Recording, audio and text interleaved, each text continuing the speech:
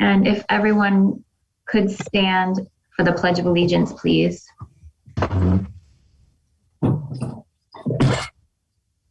I pledge allegiance to the flag of the United States of America, and to the republic for which it stands, one nation, under God, indivisible, with liberty and justice for all.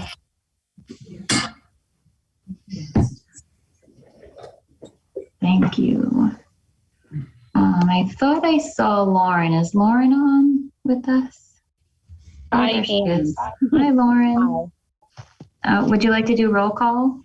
Sure, absolutely. Let me just grab my other device here. So, Teresa Bazaid. Present. Rachel Chalesky. Here. Michelle Colello. Here. Kate Canetta. Here. Gladys Cooper. Here. Lauren Daly here. Joseph De Silva. Here. Bridget Girton. Here. Catherine Hodgson. Here. Albert Russo. Here. Louisa Britton. Here. Okay, moving along to recognitions. March is Board Member Appreciation Month. I certainly appreciate you all. I appreciate working with you all. Mr. Walston, you added this to the agenda. Would you like to say anything? I do. So for one, I would like to begin with, CAVE has provided a gift for all of the board members for the service that you provide here in Danbury. And so we are not in person this evening, so I'll just give you a little taste of what you should expect. I hope you can all see this. It's a note from CAVE. And inside the gift is a token of appreciation saying thank you in as many languages as you can possibly find. So at our next board meeting, you will have this on your desk and available on behalf of CAVE. And then, of course, everyone here in Danbury. And Chairperson Chalesky, if I may, also have a couple of words for you and the board as well.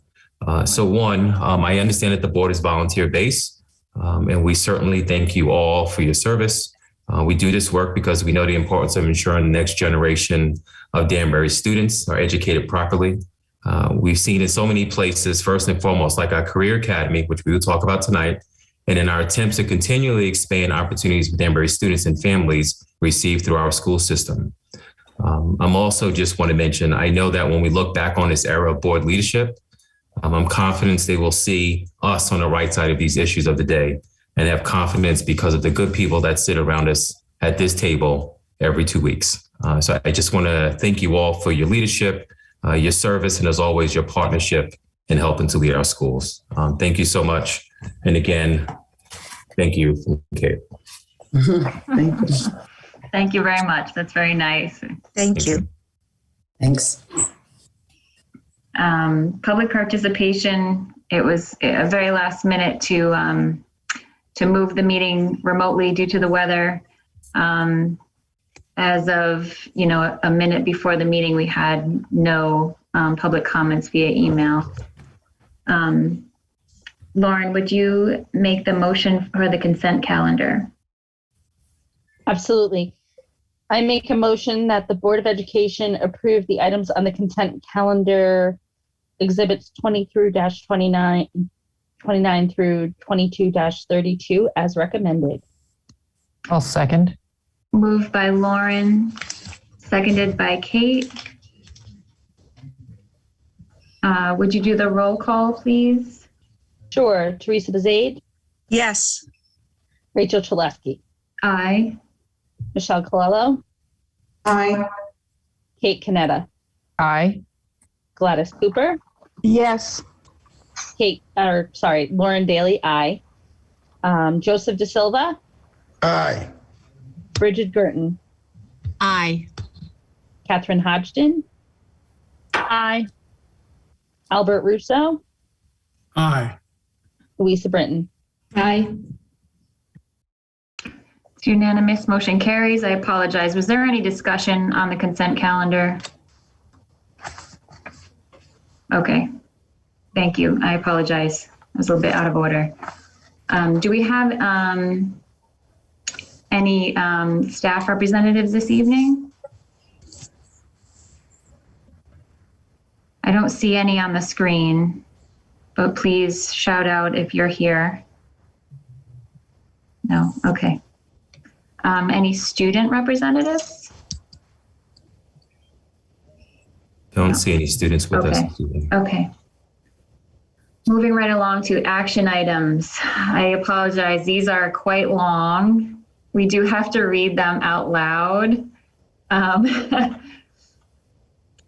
Kate, would you do the first motion, please? Certainly. Thank you.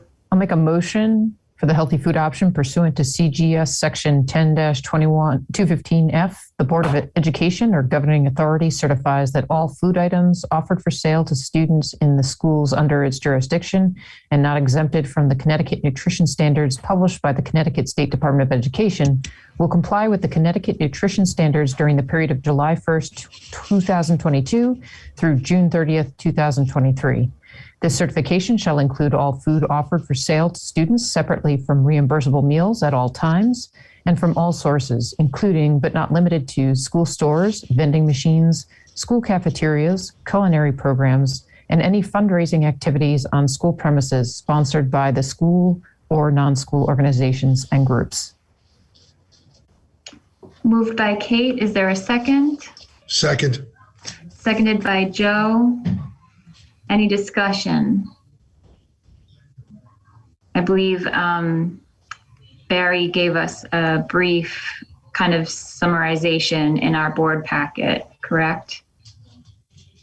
Okay. Yes, and Chairperson Chalesky, if there are any questions, Mr. Spang is available for any questions the board might have. Great. Are there any questions or discussion from board members? No. Okay. Lauren, would you do the roll call again, please? Absolutely. Teresa Bazade, Yes. Rachel Chalesky, Yes. Michelle Colello, Yes. Kate Canetta, Aye. Gladys Cooper, Yes. Lauren Daly, aye. Joseph De Silva, Aye. Bridget Girton, Aye. Catherine Hodgson. Aye. Sorry, lost my place. Albert Russo, Aye. Louisa Britton, Aye. It's unanimous. Motion carries. Teresa, would you like to do the next motion? Sure. Motion, food exemptions. The Board of Education or governing authority will allow the sale to students of food items that do not meet the Connecticut nutrition standards, provided that the following conditions are met. 1, the sale is in connection with an event occurring after the end of the regular school day or on the weekend. 2, the sale is at the location of the event. And 3, the food items are not sold from a vending machine or school store. And, quote, event, unquote, is an occurrence that involves more than just a regularly scheduled practice, meeting, or extracurricular activity. For example, soccer games, school plays, and interscholastic debates are events, but soccer practices, play rehearsals, and debate team meetings are not. The, quote, regular school day, unquote, is the period from midnight before to 30 minutes after the end of the official school day.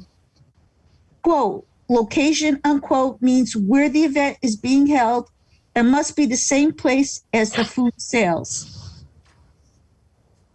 Okay, it's moved by Second. Teresa, seconded by Joe.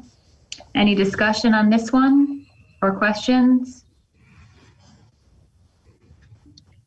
Seeing none, can I do this by just all those in favor saying aye? Aye. Aye. Aye. Any opposed? It's unanimous, motion carries. Who would like to do the next one? Louisa, would you like to read the third? Sure. Okay. Okay. Exemptions for beverages. The Board of Education or governing authority will allow the sale to students of beverages not listed in Section 10-221 of the Connecticut General Statutes, provided that the following conditions are met. 1, the sale is in connection with an event occurring after the end of the regular school day or on the weekend. 2, the sale is at the location of the event. And 3, the beverages are not sold from a vending machine or the school store. An event is an occurrence that involves more than just a regularly scheduled practice, meeting, extracurricular activity.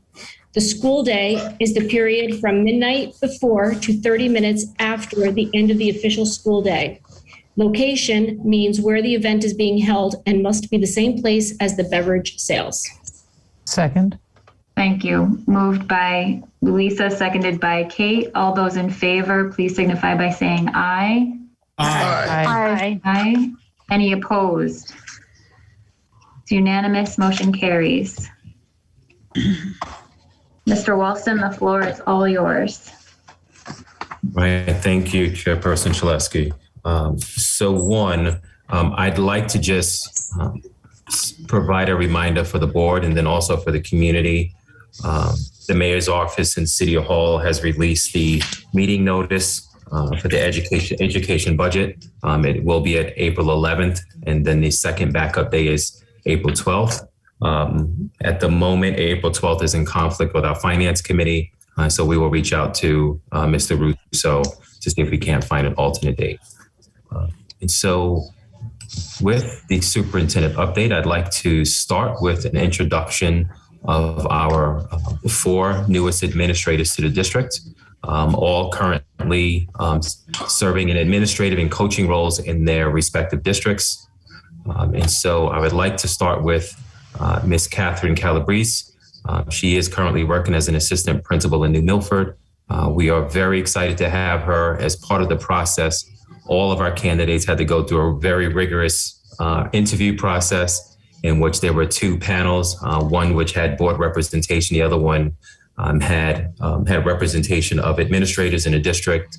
And then the final stage, the finalists were presented to the superintendent and his cabinet. And we landed on the 4 wonderful people in front of you this evening. And so I'll just start by introducing all 4, and then I'll circle back to Catherine. So Alexandra Pacheco is our very own. She's at the moment serving as a SIOP coach around the district, K-5, supporting schools and supporting bilingual instruction. Fatima Susanna Tejada is an administrator of special education in Norwalk. Welcome. And I opened with Kathy Calabrese. She's currently in New Milford. And last but not least, there's Alicia James, who's currently serving as a literacy coach in New Haven. We're excited to have all 4 of them join us this evening. I was hoping to do a meet and greet in person prior to the board meeting. So hopefully we can get to meet the board members and have an opportunity to meet the administrators at another time. But currently, just circling back to Kathy, she's currently serving as an assistant principal in New Milford. Very excited to have her. Comes with a wealth of knowledge and curriculum experience and expertise that we feel is going to really benefit Stadley Ruff, which she's going to be assigned, and working with Principal Serlich. So really excited about that assignment and onboarding her as soon as possible. And Fatima is going to be joining us again from Norwalk, and will be assigned to Ellsworth Elementary School. Not only does Fatima have a special ed background that I'm quite confident we will benefit from, but is also multilingual and skilled administrator for years, and we're really excited about her coming aboard.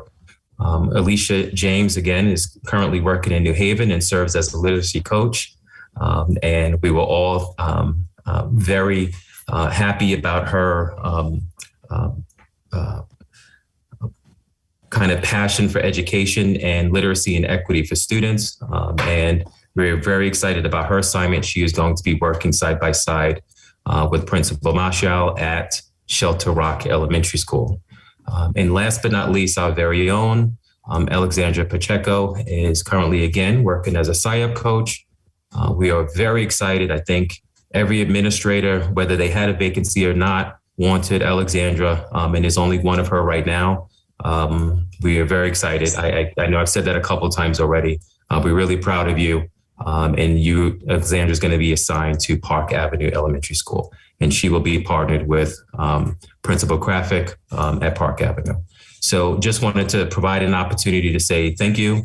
Looking forward to working with you all and give you guys an opportunity to meet the board. I know we didn't get to meet live in person, but I just wanted to thank you for joining us this evening. And Chairperson Chaleski, I don't know if anyone has any questions for the assistant principals, but I just wanted to do a general introduction. That's great. Thank you and welcome. Welcome. Any questions or anything from other board members? No, it was great. Great to see you all, at least virtually. I think I saw you through the screen in the interview process, so it's nice to see you again. And just a warm welcome on behalf of the board. Thank you so much. Thank you. Thank you. All right, so we're going to work you really hard when you start working here in Danbury, so you should probably get off the line right now. Thank you, everyone. Have a good night. Nice to meet you. And so next up on the agenda, Danbury High School graduation date. By policy, by a calendar, and just in terms of protocol, we will confirm the graduation date in our first board meeting in April. And just want to, we were very happy that we did not have to push our graduation date or end of school date back today. So we're very happy we were able to get the school day in today. And so just before the April break, we will be finalizing the last day of school and graduation. So I'm looking forward to that. And hopefully we do not have any more inclement weather before then.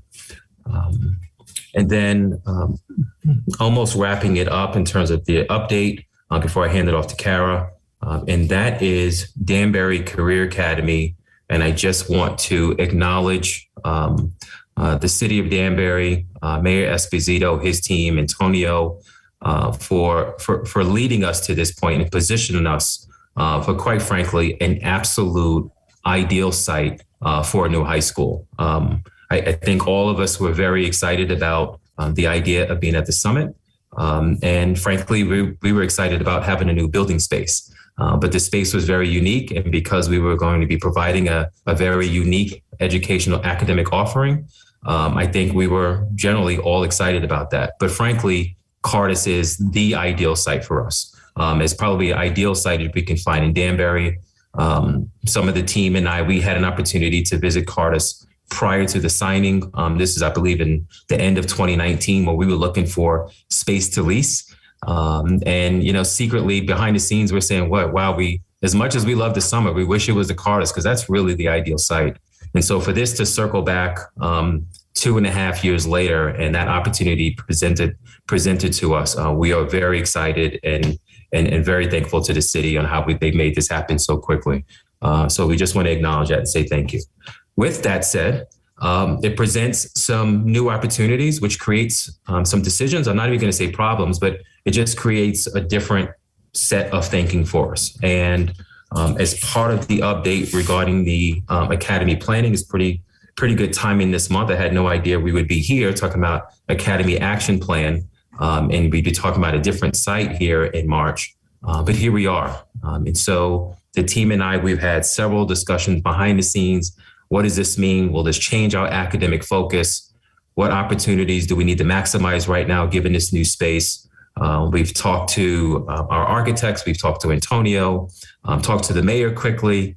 And Kara is going to provide an update and just share with the board kind of where we are. We appreciate that there might be some questions, and so we'll be ready to answer those. Kara? Sure. Thanks, Kevin. I'm just going to pull up a little slideshow that I think will just help with the visual, especially for new board members who may not have kind of heard the academy explanation more than once. So I think it'll be helpful. So let me just pull that up. Let's see.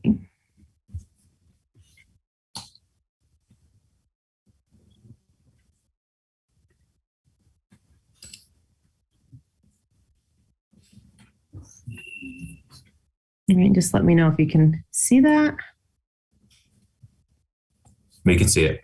Great. Okay.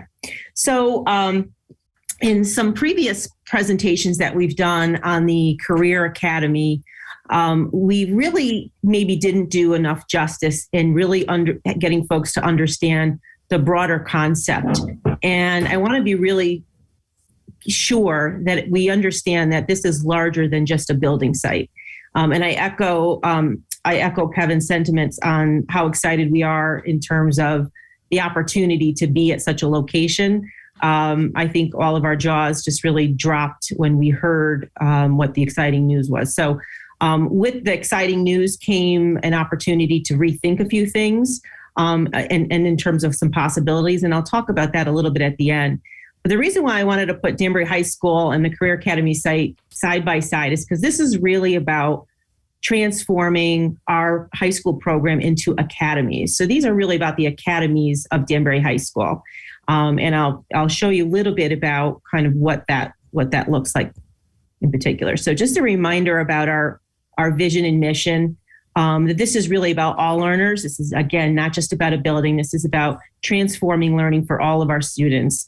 Right in our mission statement, we state that we're providing those transformational learning experiences designed to nurture thoughtful and prepared graduates. So how are we preparing our students for the workforce, for college, for additional opportunities beyond once they leave our doors?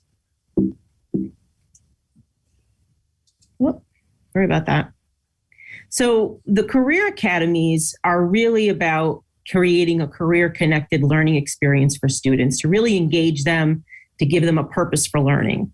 One of the benefits of forming academies is that we really engage in this idea of small learning communities, taking our very large high school, one of the largest in the state, and breaking it down into smaller learning communities where it's really personalized for students, it's interest-based, and kids get a little bit more attention and feel connected to a smaller group of like peers who are all exploring similar interests.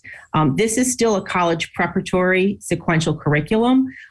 This is not just a preparing for workforce. This is an opportunity to integrate and to do both, but to have that college preparatory sequence in an exciting and purposeful manner for students that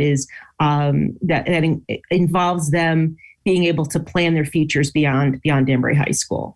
In addition to this, there's an advisory board that helps to forge these partnerships with our community. So this is really a community-based program where we're reaching out to our business community, our corporations, our industry partners, and our educational institutions that we have here in Connecticut, some of which are right in our backyard, to maximize all of the opportunities for our kids and to work together as a community to support our students, and in turn have these same students return back to the community as very highly skilled workers and professionals. And so just to be clear, Danbury High School this is altogether part of this academy transformation. So students will come out of 8th grade. They will all enter Danbury High School, the main campus, for grade 9 exploration. So all students will come to Danbury High School and engage in a college and career exploration course. As soon as they get there, they will have additional opportunities with their guidance counselors for planning, and they'll create multi-year plans beyond graduation in 9th grade. They'll engage in team building, career and pathway research. So all of the academies that we're offering will identify and show them what the opportunities that exist in all of each of those pathways. What are the career trajectories? What are the salary and what are the opportunities? What are the skill sets that are needed? And really get students to understand where their interest lies, but also where opportunity lies. And again, the academies that were selected and designed were intentional to maximize the national and regional and local career clusters that are in demand. So anything that we're putting together has been research-based, has been vetted, and we used Department of Labor statistics and thinking about local opportunities for students beyond 12th grade.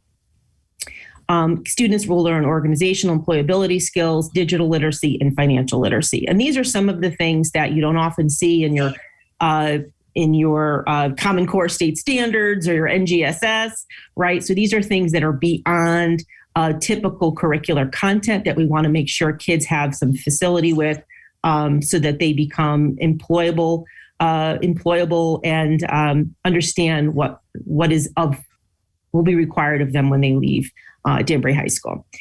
They'll engage and have a college and career exploration fair. So we'll bring all of these industry partners together, representatives from different types of jobs and corporations, give an opportunity for our students to talk to folks and get a sense of what's out there and the different businesses that are in the community. It's great for the business community and it's great for our students.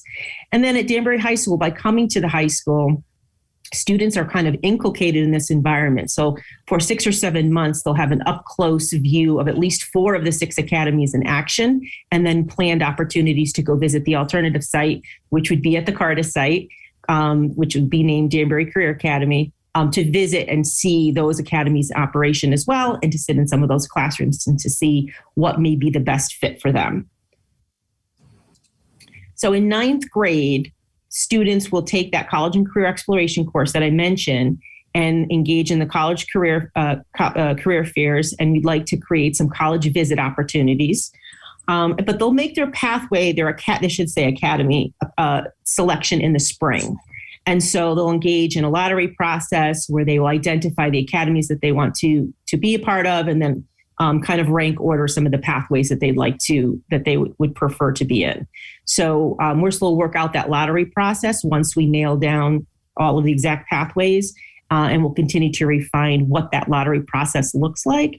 But students will be given their selections opportunities in the spring, possibly late winter, and then they'll get notified before the 9th grade is out.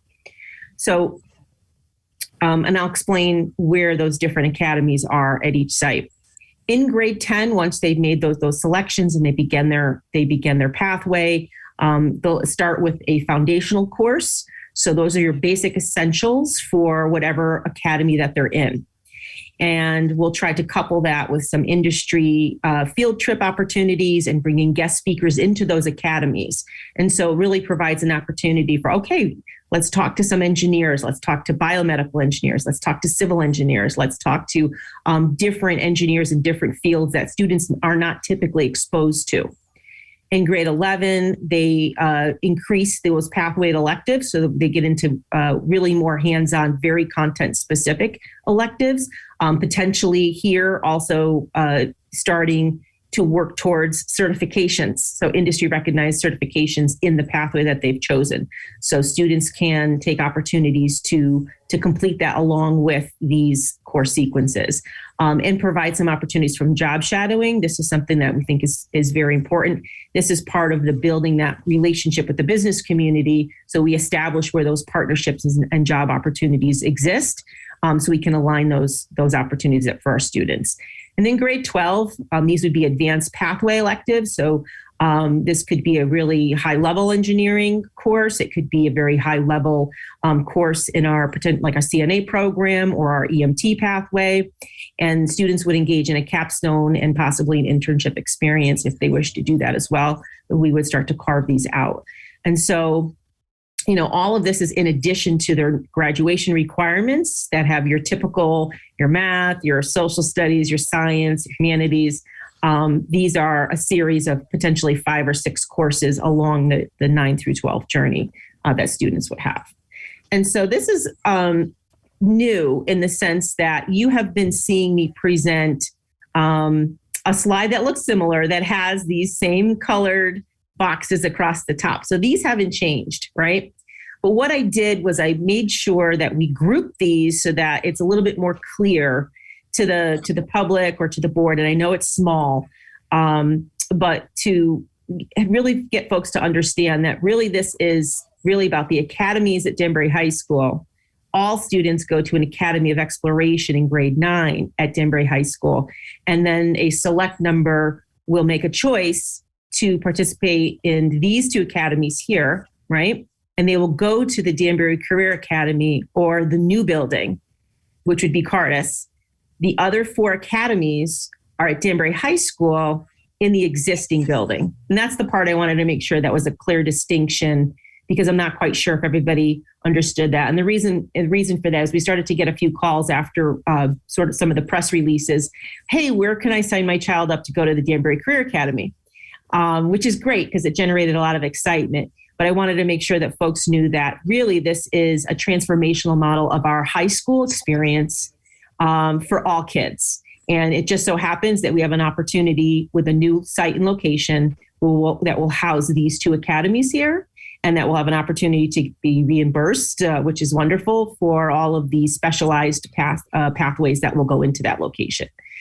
We have work to do at Danbury High School. So we'll be working on identifying where these pathways and academies will be located within the high school, and how we can do a little bit of cosmetic refreshing and making sure that we have equal and exciting learning spaces at Danbury High School as we build this over time.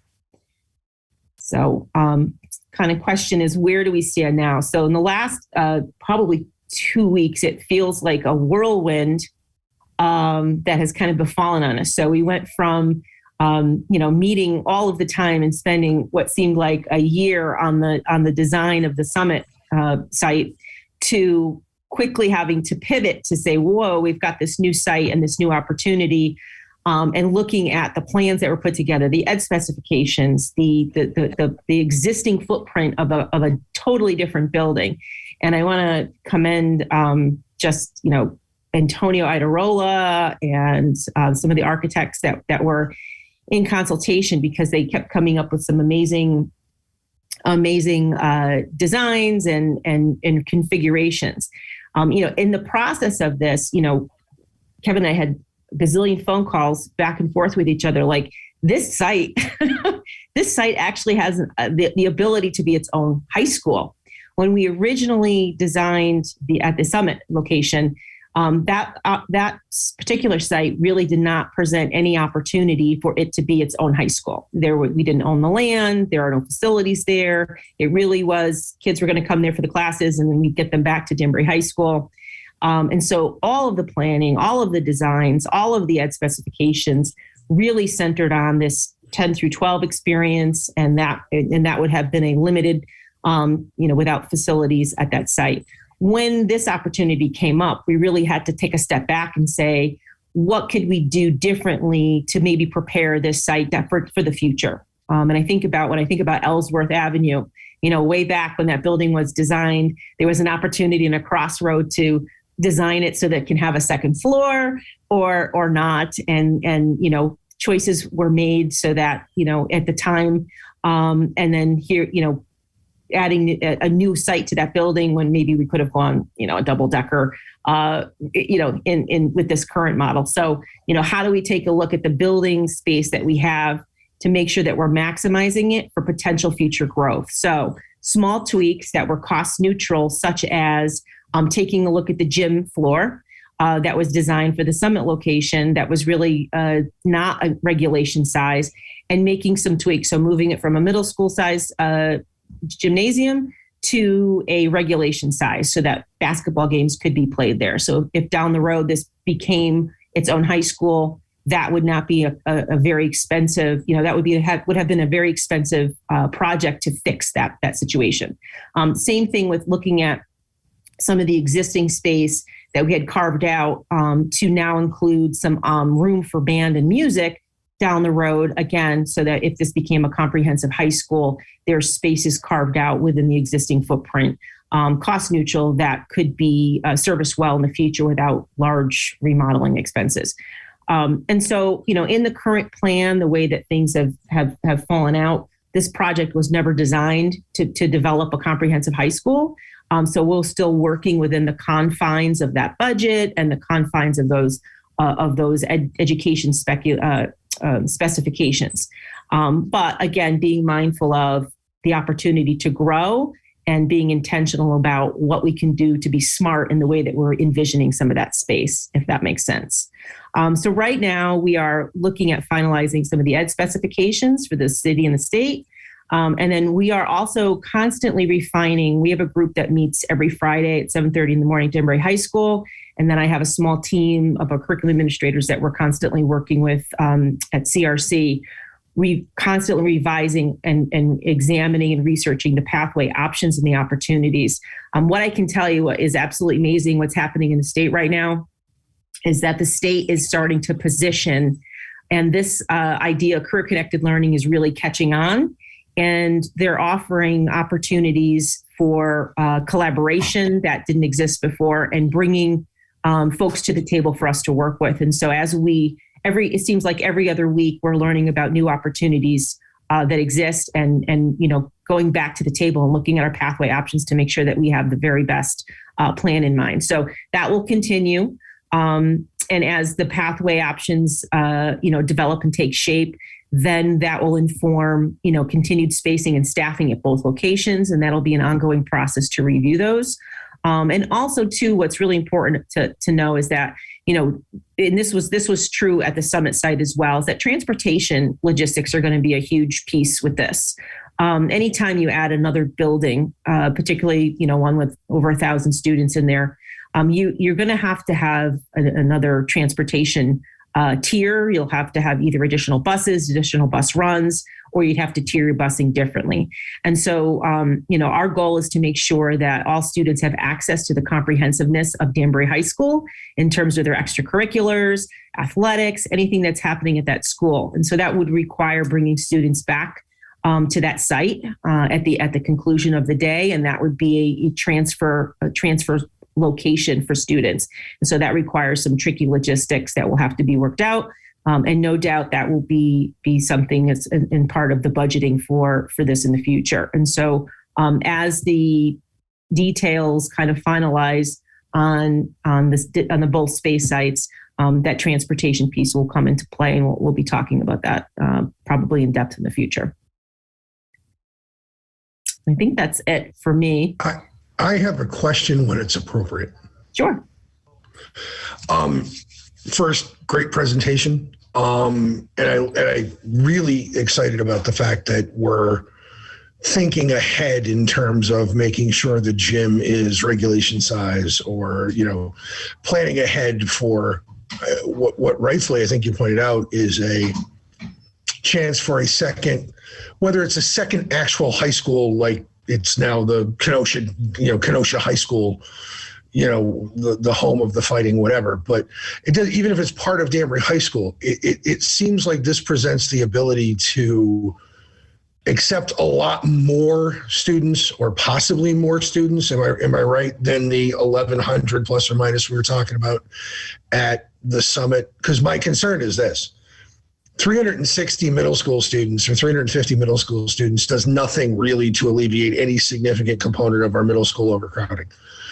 Certainly not by the time we get to 2024, when this is hopefully going to be open. Mm-hmm. That may address the number of middle school students we get between now and then. Mm-hmm. And I'm also a little concerned that 1,100 or 1,150 high school students by the time we get to 2024, that it'll help, but it won't really meaningfully for a long period of time address, really solve the problem for an extended period of time. Is there any serious consideration to just expanding the high school component of this beyond the 1,100, even if we move the middle school component to another building? Because state of Connecticut, what we really need is a middle school and a high school. Is there the chance that we could do that sooner rather than later? Is that a thought? I hope. Yeah, Joe, I'll start. I always smirk when I hear you talk about enrollment and building schools, because you always talk about the fact that we always outperform the projections of our demographers. And I know you're aware, and just for the community as well, we can't build schools without a demographer that helps. That the enrollment study justifies the school that we build. And so Right now where we stand, and the answer to your question is yes. But right now where we stand, we can justify a building of 1,100, and in terms of space, 360 kids. We had our a capacity of 400. and it justified 400, but just in terms of overall numbers, we will be able to get about 360 students in there. But to your point, if and when the numbers justify it, and I'm going to say when because I'm sure we'll be back here again soon. I'm sure we can pivot and move this building to a high school, right? Just 912, and then if there's growth opportunities, I think that was the mayor's point. Like if we get there, we are well positioned for it now, given this investment in the land. Certainly premature now, but. I've been here 4 years, not even 4 full years yet. And I feel like I've been in this discussion 3 times with the board regarding construction and enrollment growth and what that means for construction. So we are there. Just a update for the board. This project does require an updated enrollment study. And so we have that work will be underway very soon. But when we submit our ed specs, along with the updated architectural plans, and enrollment study will have to be concluded as well. So I'll make sure the board has that update as well. And Kevin, and thank you for that answer. And your answer is exactly apt. We've had this conversation 3 years in a row, and 3 years in a row we exceed our demography, and we've done that for a decade now. And maybe this is the time, and maybe this is something we could address with Ryan. And I've certainly spoken to Rachel about this before. And, this may be the time we need to approach our legislative delegation and make the state understand that we keep exceeding our demographics, and maybe building to our 8-year high demographic estimate in enrollment is insufficient for our needs. And maybe we need to be able to exceed that for, certain levels, certain grades at certain points in time. That's at least something that I think we should probably consider investigating, whether we can get the state to do that for us, because if the state sets the rule, there's no reason why they can't change the rule. And, we built a freshman academy. It's beautiful, but it was too small the day we built it. And I'm afraid what we're going to do is we're going to build a space for 11 or 1,200 high school students. Is going to be too small the day we open it.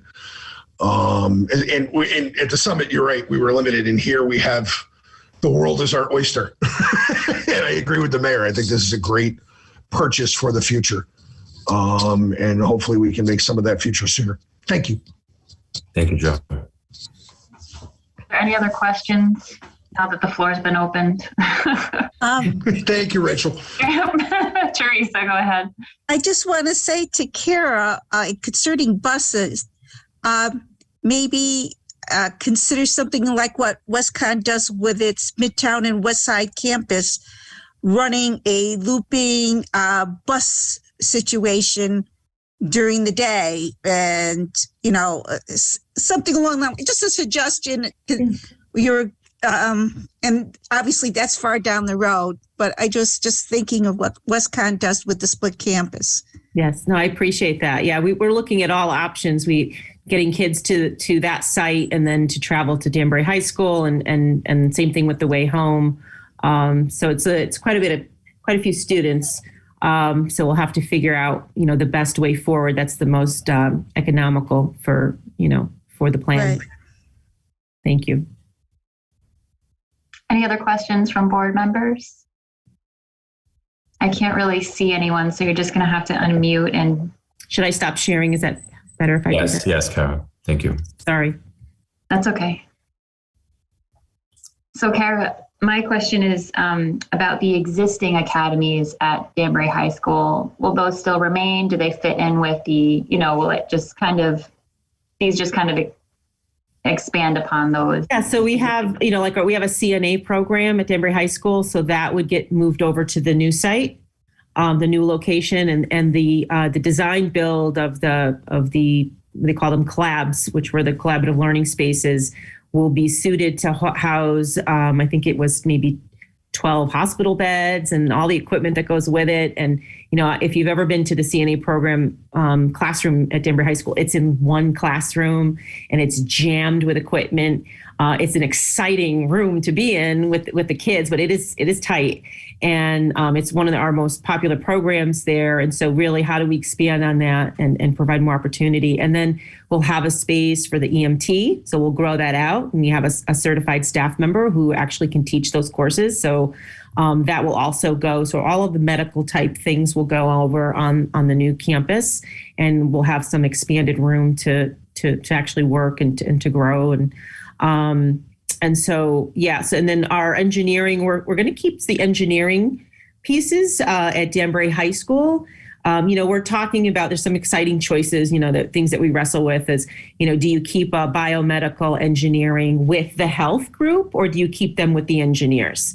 And there's really exciting opportunities to do it both ways. But some of the way that certifications run with teachers and how we should staff to get maximum efficiency in staffing, right? You want to fill teaching lines in a building. And so it's very intricate in terms of a jigsaw puzzle with certification, staffing, and then the number of sections that you run.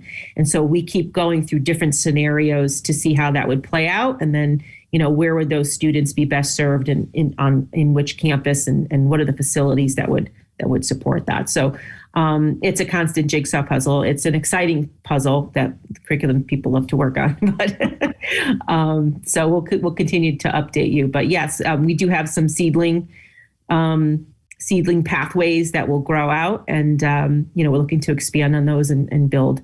And over time, I think it's important to say that this is really what we want to make sure that what we're providing for students is current, is fresh, it's progressive, it's in demand, and it's going to prepare them for something.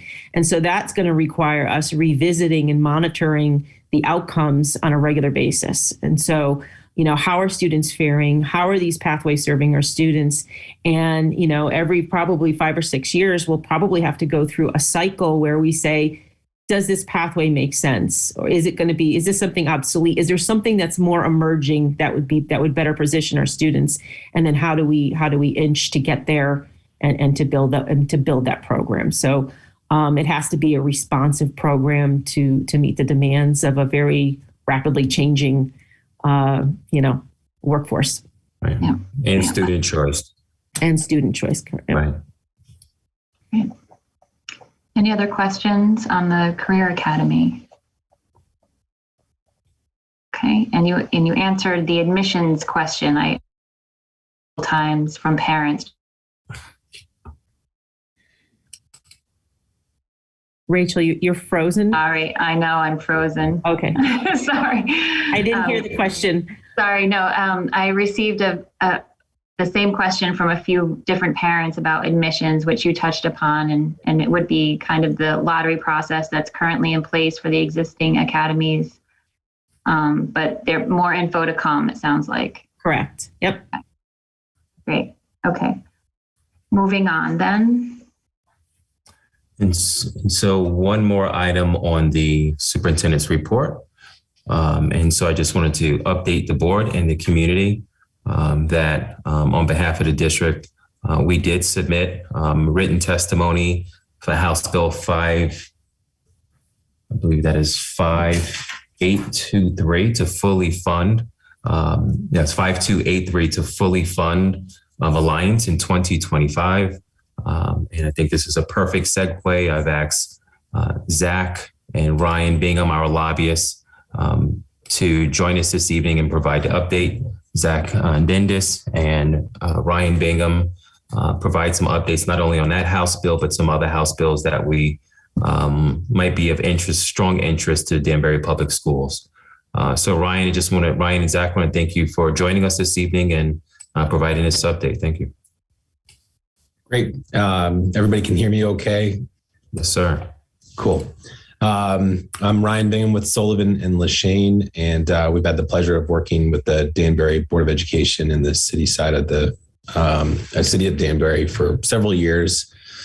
I like to say we're sort of the eyes and ears. You guys do most of the hard work, and we try to play intermediary or in some ways a filter to help you understand the system, where things are, and put you in touch with the right people when necessary. In addition to that, we are your tracking resource for legislation that could positively, in the case of 5283, impact the district, and also negatively. And so I think just briefly introduce myself and then Zach. I want Zach to sort of give you a high level overview of where we are on the budget, because that's the biggest chunk of dollars outside of the Career Academy, of course. And then I'll talk a little bit about some of the bills that are of note. And we do provide every Friday a tracking report to Kevin and to the mayor and staff. So there's some other bills that are, not yet filled in yet. There's what we call placeholder bills and substitute language, and amendments come. And sometimes towards the end of the session, we get frantic and, are calling Kevin and before Kevin, Dr. Sal, and saying, all right, what does this mean? Is this good? Is this bad? Can we run and chase down one of our legislative supporters, delegation members to track it down? So just briefly, my background, I served in Torrington as the mayor for 8 years. Certainly have a lot of experience in my past on the education side, and more importantly, understand the countless hours of work that you all do on behalf of your residents. And so I thank you for that. And I've been with Sullivan & Lashane for the last 5 years. And then in between then, I worked at what is now Oak Ridge Recycling and Waste, then Winters Brothers. So I was a Danbury staple at one point in my life. And you can make the, connection between garbage and politics, but I won't do that. And then we just brought on Zach Dendis, which we are really excited about. Zach comes to us from Senator Murphy's office, having served with him for 10 years, most recently doing outreach for the senator. So he has a really good understanding, and especially now with so much of an influx in federal dollars to the state, on some of the questions that come along with those dollars that sometimes are unclear. And so we've tried to be a resource to the city and the Board of Ed most recently in determining, what can be used, for some of the projects that are ongoing. So I'll turn it to Zach to give you the, eagle's eye view of where the budget is, what the impact is on the Danbury Board of Education, the city. And then I'll take it back and run through some of the, where bills are, where we are in the session, and take any questions. Thanks, Ryan. I hope everybody can hear me all right. Kara, thank you very much for that overview of the school project. That's actually super helpful stuff for us to know. Kevin and John, I really appreciate your guys' willingness to bring me on as a part of the team. And obviously, as Ryan alluded to, I spent a lot of time, see a lot of familiar faces. I spent a lot of time with Senator Murphy, half the time in Washington, the other half in the state of Connecticut, of which I grew up in. So happy to be back up here and working with the great team at Sullivan & Lashane. So as you guys probably heard in February, the governor had his big speech about the budget. We're in oddly a very good place since he took office. We've had an influx of about $6 billion in federal injection money from COVID stimulus. We are in, as I said, a really just great place in terms of surplus. And June 30th, we'll have a $2.5 billion surplus. And I think part of what the governor has really alluded to when he talks about what he wants to spend this on, it's going to be conversations around tax cuts, conversations around the rainy day fund, potential conversations around sales tax cuts. But ultimately, the process for which this works is now the Appropriations Committee is going through the agency hearings, and your delegation has been wonderful. We had the opportunity to meet with them a few weeks ago to chat with them about the priorities as they head into the session, of which there are many. And they were really a wonderful resource and always have been for us at Sullivan & Lashane. So we're really excited to continue our work with them. Basically, the largest overview of this is there's going to be a lot of opportunity for Connecticut towns and cities for statutory formula grants. What that means is that as the Appropriations Committee goes through their work through the legislature, you're going to see implementer bills, bond authorization, and essentially just the finance revenue schedule for likely around April, May. Early May is most likely. And again, that goes through all these agency hearings that we're hearing about right now. But the biggest thing, and I'm happy to send this to you because I know it's a lot of numbers. I'm happy to send you this information after we hang up tonight. But the biggest thing is then this year and the next few years. The COVID money that came from the federal government unfortunately has an expiration date, which might seem odd, but that means that it needs to get spent, and the Treasury Department is allowing that money to be spent in a lot of different ways. Under the governor's proposed budget, Danbury would receive about a plus up of about $2.45 million in FY 2023, which is a 4.7% plus up. Again, I'm happy to send this information. I know there's a lot of stuff going on. So all good news to report from that. And I think what we'll see and what we can certainly get you guys in terms of background in the next few weeks, there's more appropriations hearings tomorrow. But as this process goes to the implementer bills, you're going to see a lot of people kind of asking for this money. So we'll figure out exactly what it is that we want to prioritize through the budget process. But again, you're going to see in the next few weeks after these hearings proceed, the budget coming out and making it relatively official. So any questions that you guys have, please, let us know. I had the opportunity to work in both sides of the spectrum, being in Washington, watching the appropriations process work. And as we can see this week, sometimes not work at all. But I think Connecticut's in this rare place, rare opportunity. We've done a really good job of cutting down our operating expenses, making payments to reduce pension debt. So there's going to be a really positive outcome, hopefully, in the next month and a half as we get down in the nitty-gritty of the budget. But happy to take any questions, happy to follow up after this. And again, thank you very much for the opportunity to talk to you guys tonight. So we're in the mid-year of a biennium budget, and I think what Zach's alluding to is that in the past, in the biennium budget, because the state's been in fiscal disrepair, historically, is we're up there, fighting to say, hold us harmless, don't take rescissions away from the Board of Education. They're midway through their budget process, and I think we're very confident that the minimum increase, as Zach mentioned, is been posted. The great news is that there's a groundswell of support to Kevin's bill that he supported through testimony in trying to get to that by 2025, that accelerated ECS grant formula, which would be a huge boon to the Board of Education. We've been advocating on your behalf, and so has your delegation, to accelerate those statutory payments back to the Board of Education, to the city. So we know that that's a top priority.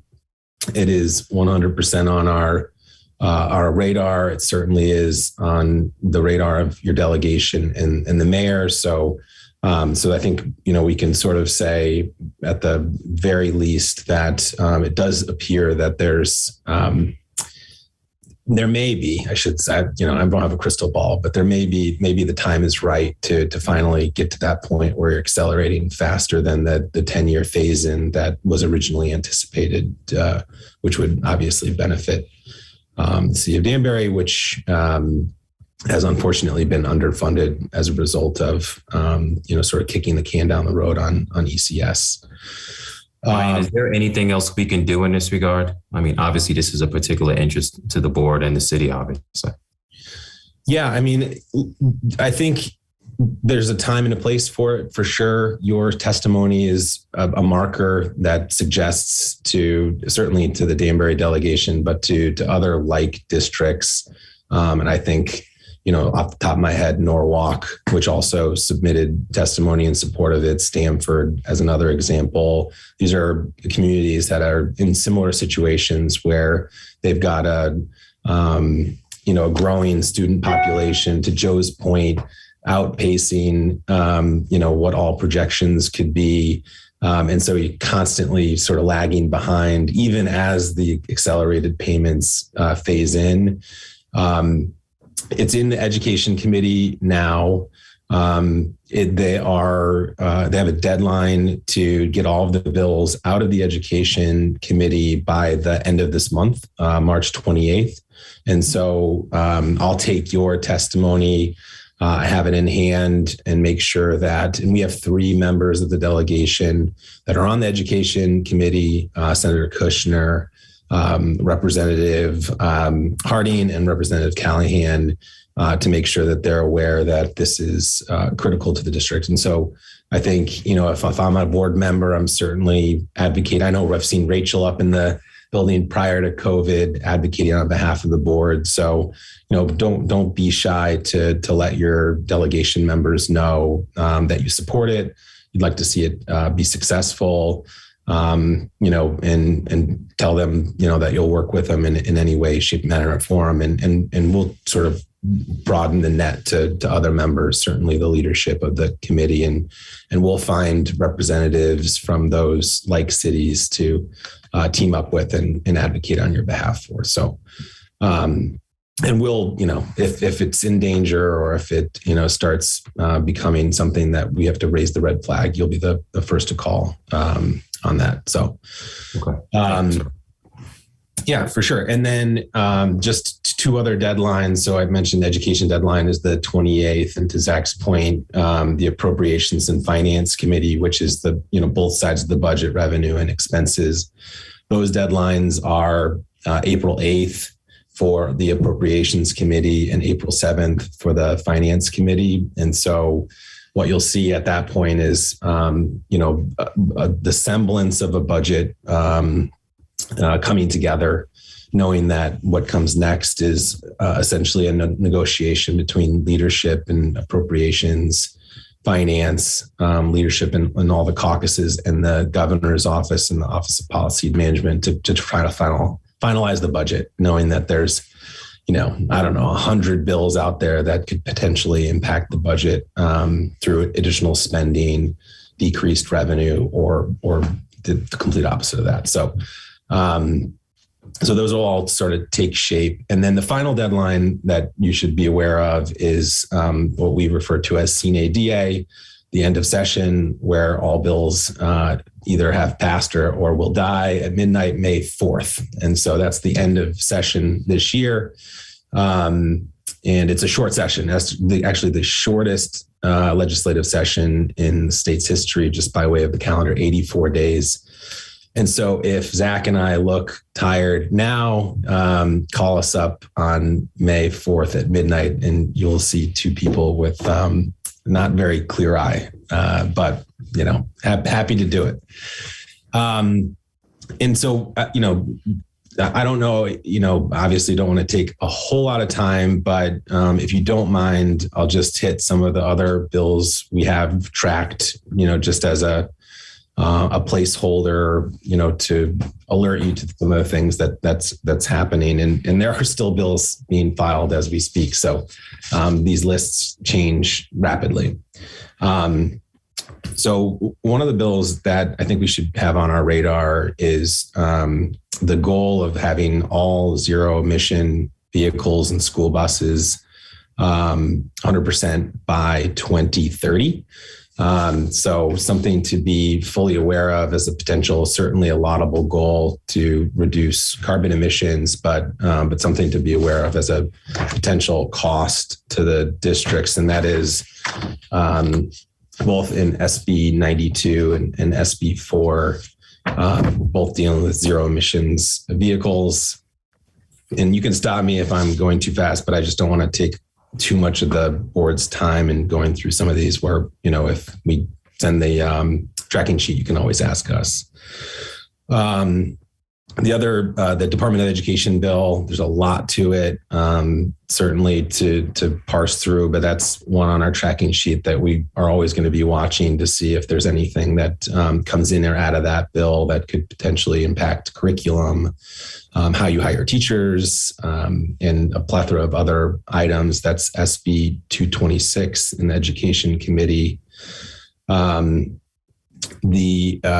know the charter school has also been a topic of conversation in the city of Danbury and the Board of Ed for quite a while. There's a bill, SB 229, that has the support of the Department of Education, which essentially, instead of having the charter schools receive their charter and then receive funding at some other time, I think is attempting to consolidate that system and it may not be able to put the horse back in the barn for the Danbury charter school, but I think contemplating in the future that, to offer a charter doesn't necessarily mean it offers funding to go along with the operations of those schools. And so I think it's just something to be cognizant of, and that's SB 229.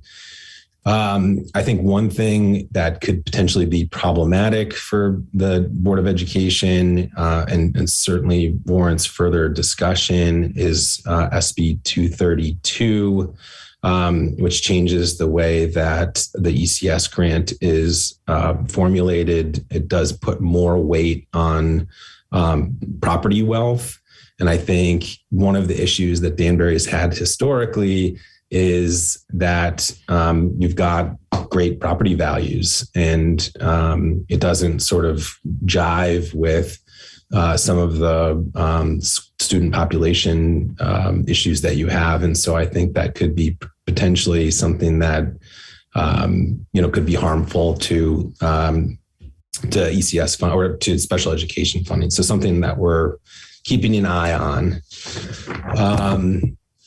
And then, obviously the budget bills, 5037, 5038, which we went over, a couple placeholder bills we're watching. There's a perennial climate change curriculum bill. There is a request in HB 5287 to change the dates for the state to provide a plan for remote learning. Currently, law suggests that by July 2023, there should be a plan. It's asking the State Department of Education to accelerate that to January 2023, which will allow you all to have time to review those plans and potentially implement remote learning options.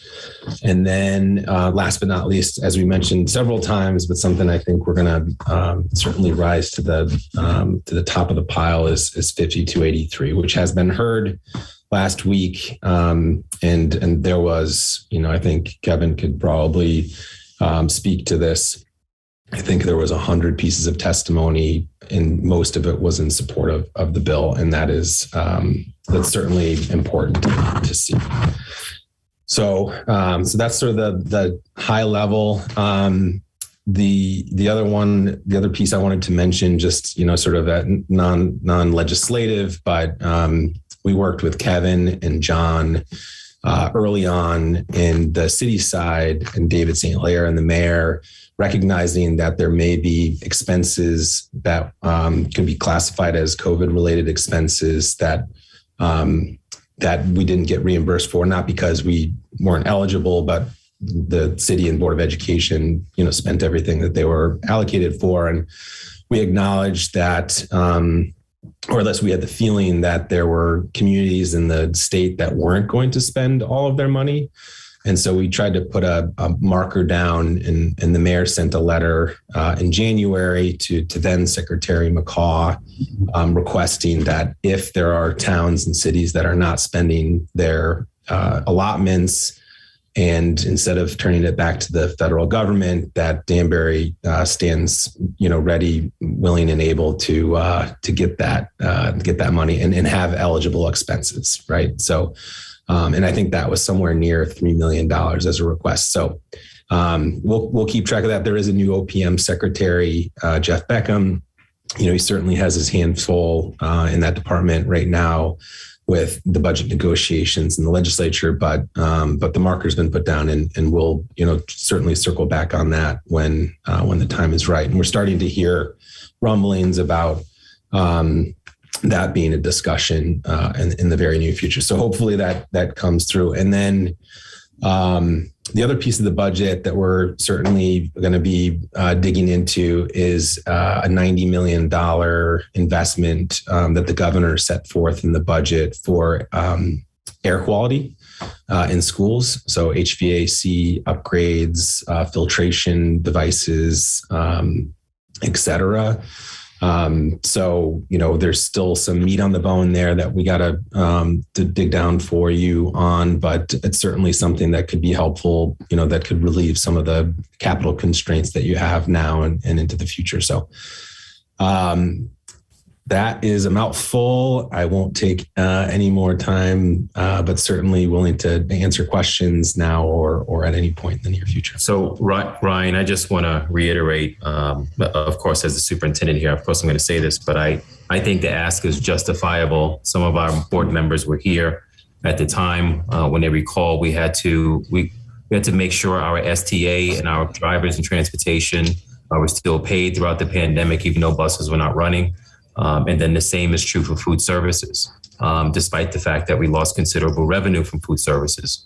And so that's why we had these kind of outstanding costs.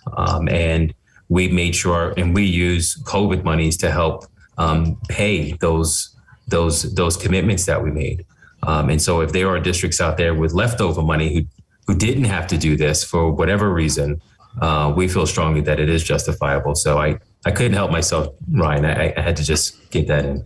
Yeah, for sure. And I don't think that anybody could argue that it's a justifiable expense. And I certainly don't think that the state wants to be turning back federal funds if they, have other districts that like Danbury that they could support. So we haven't gotten any negative feedback for sure. I think they're still trying to figure all of it out. Yeah. Okay. Thank you. I saw two hands up. I think Joe and Kate. Kate, would you go? Oh, go ahead. I'm sorry. No, go. Kate, go ahead. Thanks, Rachel. Ryan, thanks so much for joining us tonight and kind of giving us a scope of everything that's going on from your perspective. I wanted to ask about HB 5280. This is about bilingual education, which would increase the per pupil grant amount for bilingual education and also establish a dual language seed grant program. Have you heard anything about what's going on with that? I don't have it on my list. I did have I can follow up with you. I had where is it?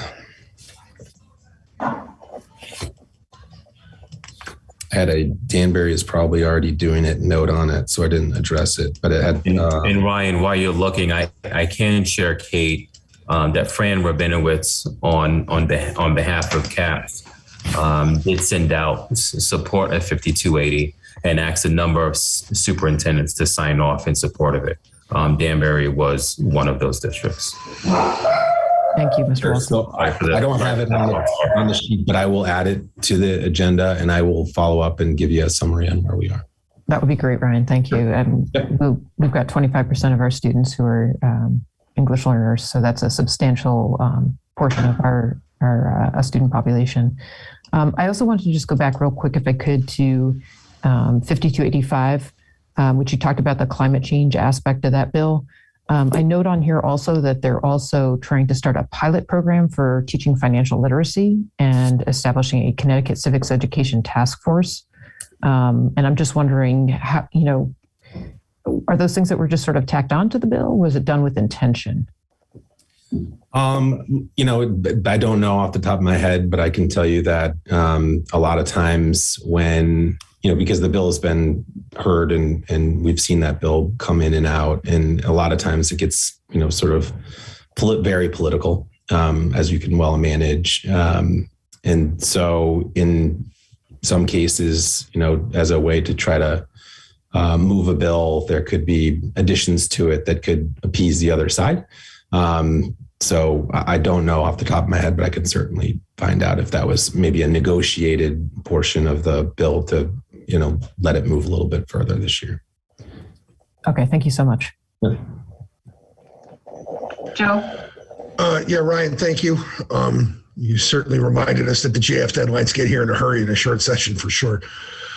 Question, this is not the earth-shattering importance, but there was a move at one point when they were looking to extend some of the governor's executive orders at the beginning of the session to basically allow COVID cancellation days to be exempted from the 180, allow you not to just basically not have to make those days up. I know it didn't pass earlier in the session. It came out of, I guess it's Special Act 22-1, the bill that became 22-1. Is there do you sense anything that's coming back either by way of horse or rat, as they say? So yes, 22-1. No, it wasn't in there. I have not seen any language that would have put it back in. We do track bills that are what I would refer to as a placeholder bill. That's, always opportunistic for a lot of different language, a lot of different sections from bills that maybe didn't make it out of committee or were heard in previous sessions. So if we do see it, I will put it on my radar and let you all know. Yeah, again, it's not a huge deal. I was just wondering. Thank you. Are there any other questions from board members for Ryan or Zach? Seeing none. One last thing. Oh, sure. One last thing. I just on a fun subject. In the past, pre-COVID, we've also been your coordinators for Danbury Day.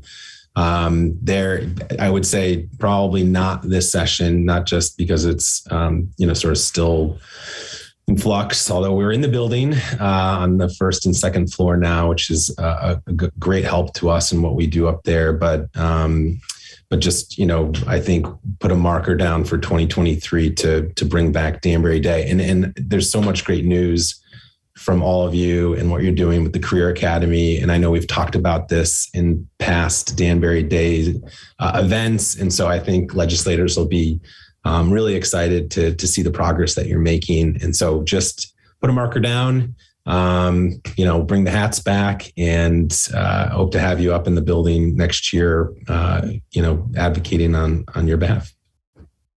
Awesome. Thank you. Anything else, Mr. Walston, for our lobbyists? No. Other than get back to work. Well, thank you for sitting. Yeah, thank you for sitting through our meeting. I think you've sat through longer, right? It's been great. Very efficient. Thank you. Yes, thank you so much. All right, take care. Have a good night. Thank you. Good to see you. Ryan, Zach, thank you.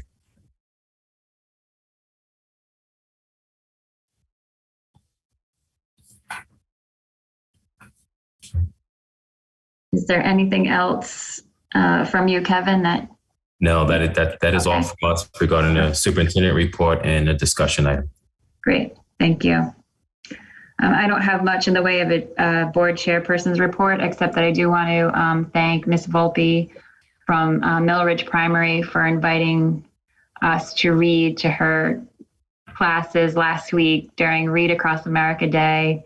One of the few joys of board membership. I really do enjoy reading to the kids, and so thank you to the board members who did the same. So that's it from me, really. Are there any other board communications or comments? Just would like to say that I attended the CAPE workshop today. I don't know if we had board members on. It was an excellent workshop. And if you have the time, I think CAPE offered us excellent workshop to take advantage of. And yesterday's workshop was Let's Keep It Civil. And very interesting. And it gives you an opportunity to look at how we're structured and how we're conducting our meeting, how we should be conducting ourselves at board meetings. And one of the things I thought that always stick with me when you come into a meeting, to at least prepare yourself. And if we prepare ourselves, then when the questions come up that we feel like we need to ask, then you will have some type of feel as to what you're expecting. And I enjoyed the workshop. I want to thank the board chairperson and Kara for sending and getting me registered for that workshop.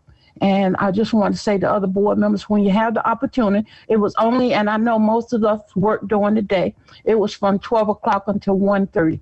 They start on time and they end on time. And just take advantage of those workshops that they give you. Thank you. Yes, thank you, Gladys. I did attend that one as well, how to keep it civil. And I really appreciate hearing from other board members and other board chairs and how they conduct themselves. It really does. Madam Chair, just a quick comment. Sure. I'd like to echo Gladys Cooper. I believe Gladys and I took that last year.